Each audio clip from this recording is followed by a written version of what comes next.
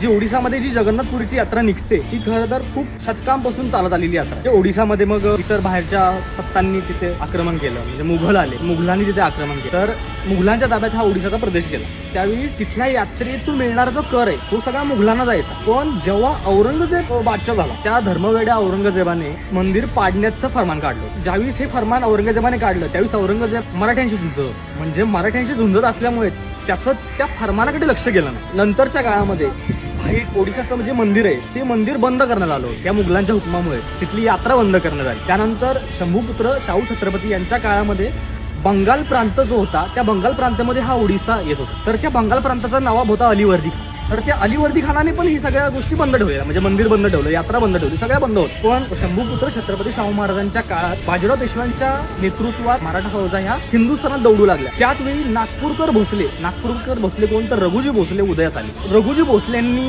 तो जो बंगालचा प्रांत होता जो नागपूरच्या जवळ आहे त्या प्रांतावर 10 वर्ष सलग हल्ले केले आणि त्या अलीवर्दी खानाला शेवटी 1751 साली मराठ्यांची तह करावा लागला या गोष्टीमुळे. आणि त्या तहात ओडिसा जो प्रांत होता तो रघुजी भोसलेंना म्हणजे मराठ्यांना देण्यात आला. आणि 150 वर्षानंतर ओडिसा स्वतंत्र झाला, ती जगन्नाथपुरी स्वतंत्र झाली आणि मराठ्यांनी म्हणजे रघुजी भोसलेंनी पुन्हा ती रथयात्रा सुरू केली. जगन्नाथाची रथयात्रा पुन्हा सुरू झाली. म्हणजे मुघलांच्या काळात जी रथयात्रा बंद झालेली ती मराठ्यांनी पुन्हा